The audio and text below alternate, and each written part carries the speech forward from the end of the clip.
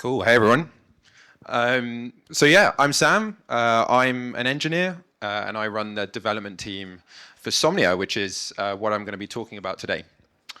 So yeah, first of all, a little bit about my background. This is actually my first Web3 conference. So I'm new to the space, and beforehand I was working on kind of big scale virtual experiences and a lot of the games tech required to do that. So what I mean, does this video play by any chance? It's okay if not. Yeah, so I worked on basically a bunch of technology which gets tens of thousands of people in the same virtual space. So all of the networking, all of the rendering, the audio, and all that stuff. So basically, we can all be here in this virtual space. We can see each other, hear each other, and yeah, I worked on a lot of the distributed systems technology behind that. And Somnia is really about taking a lot of the same techniques and applying it to an L1 blockchain. So yeah, what is Somnia? Somnia is an L1 chain that we're building, and its goals are really massive performance.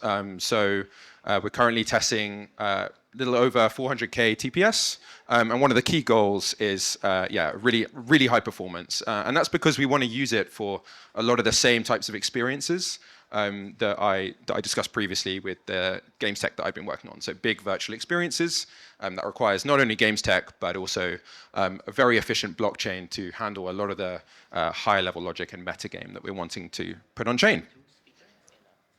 It's also EVM based.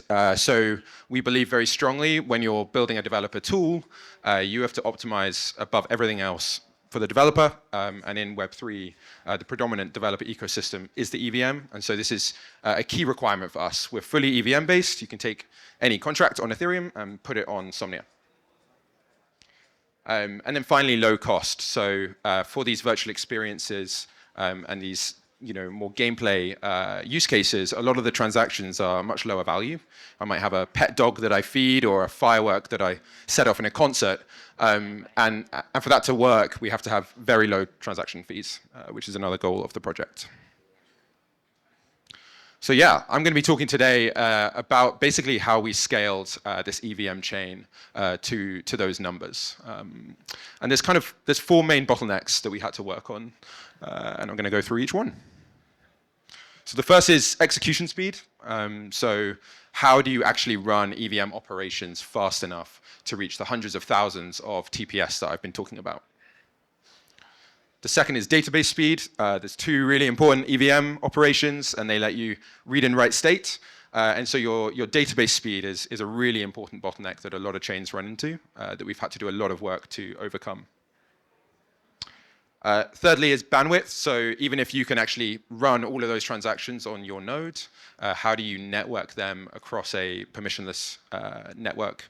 That you kind of run into a lot of bandwidth constraints that we've also had to work on. And finally,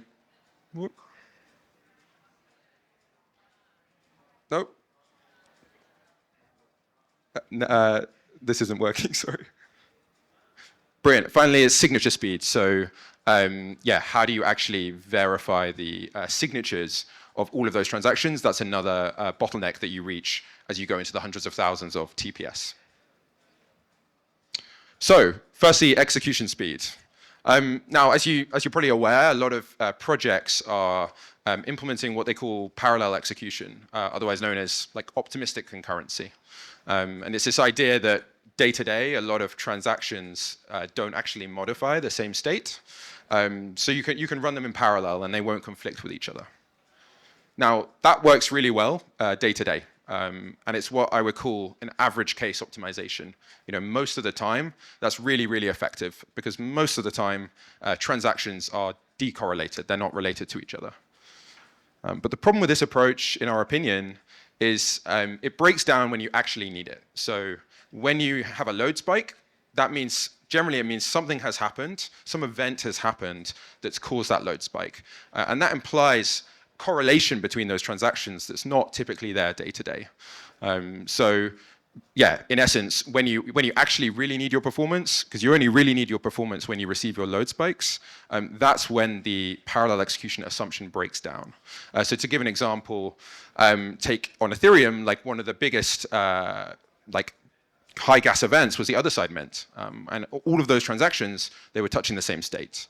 Or on a DEX, often you get kind of day-to-day, your trading is very decorrelated. It's on different asset pairs.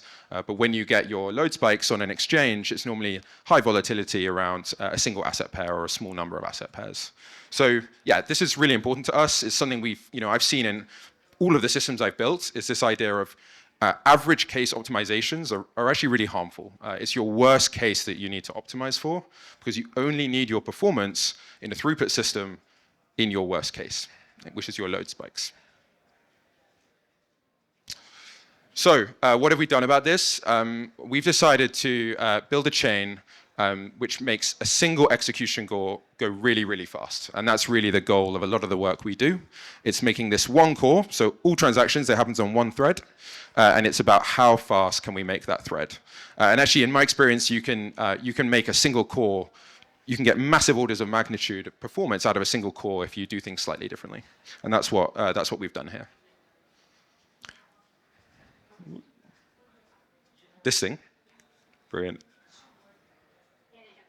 Fantastic. So what does that mean for us? Well, it means that when you get those load spikes, when there's conflicts of your state, we don't degrade performance at all. In fact, if anything, it slightly increases. And that's really, really important in my experience for high-performance systems. It's you do not degrade your performance in your worst-case load profile. So how have we done that? We've actually built 2 compilers now. It's one of the techniques we use. So we translate EVM bytecode to native assembly.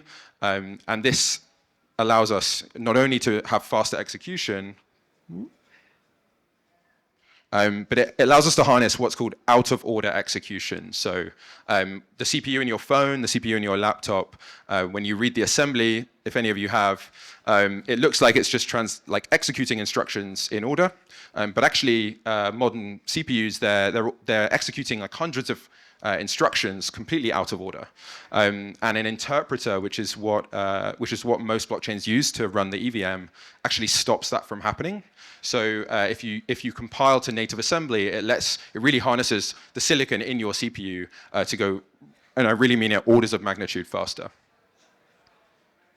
Okay, secondly is the database speed. So yeah, typical databases, RocksDB and friends that most blockchains use, they have very, very, very, very unpredictable performance. So if you read a value, it could take tens of thousands of times different speed, and that's a really difficult problem for a blockchain which uses a database, because how much gas should you charge when you read a value? Do you assume it's like really hot state and it's going to be really fast to retrieve? Or do you assume it's like 5 disk reads away and it's going to be really slow to retrieve? What do you do? Most chains, they kind of pessimistically assume it's going to take quite a while. And that leads to effectively wasted block space, because most of your reads are actually faster than that. But you have to, in order to avoid attacks, you have to be pessimistic about that assumption.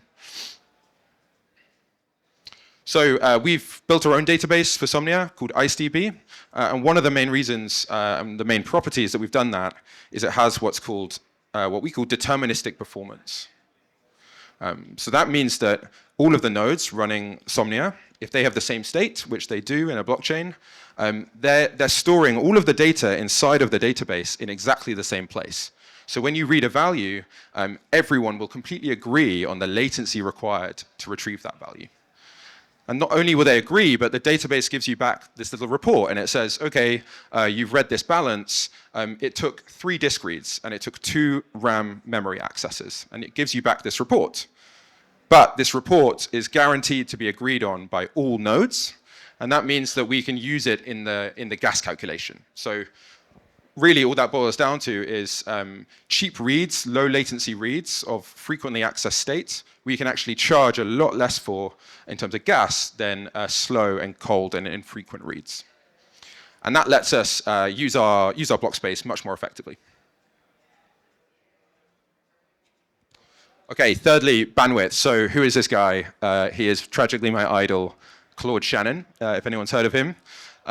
He discovered this relationship between bandwidth and probability. So there's this formula. It's a very strict formula. And basically, if you want good bandwidth, you have to send high probability information. And there's this formula that directly takes probability to the theoretical best bits that you can achieve. So what does that mean for a blockchain? Well, there's a lot of redundant information in a transaction. You know, what contract am I calling? What's my address? All of this information actually has a much, much higher probability than what the uncompressed data assumes. So to give an example, if a contract, it was called by 10% of transactions, it takes just over 3 bits.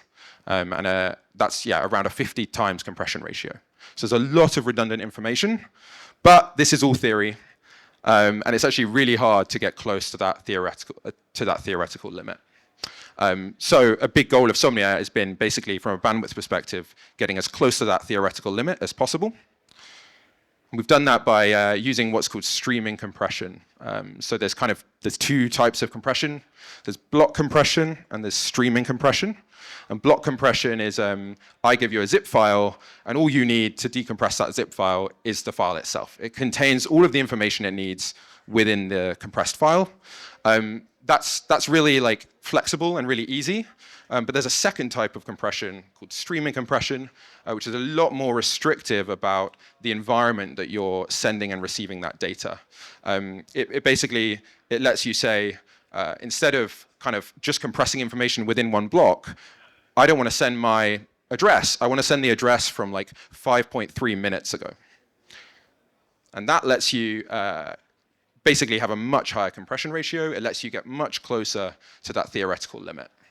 But as I said, this is very restrictive if you want to use streaming compression. It's very restrictive on the architecture that you need to do that in. And so one of the goals of our consensus network that we've built is to enable streaming compression. And that leads to much, much better compression ratios than you typically find if you're just compressing blocks, if that. Okay, and finally, signature speed. So Ethereum uses elliptic curves. They're pretty cheap, but still quite expensive. But there's this alternative signature scheme called BLS signatures. And BLS signatures have this really nice property that you can take a bunch of different signatures and you can add them all together, and you can check all of those signatures with the same cost as just checking one of them. So take, if you imagine all of the transactions in your block and you just add all the signatures together and verify it once. That's really nice, but there's a catch. They require all of those users to sign the same thing. And obviously, every user is wanting to send their own transaction. It's not the same data that they're signing. So we've built an optional flow, which basically enables us to harness this aggregate cryptography. It's a protocol which basically batches together transactions and allows users to end up safely signing the same hash. So if users use this optional flow, they get a cheaper transaction fee because we can aggregate their signatures and effectively completely remove the signature verification cost. So these are I would say, the 4 main bottlenecks that we've worked on to achieve that first differentiator, which is over 400K TPS with a low latency while still allowing developers to use the EVM. That's me. We're launching our DevNet on Friday. So if you're interested in checking it out, please visit our website. Paul is not me, he's our founder. Check out his Twitter and the project's Twitter too. Yeah, thank you so much, Sam.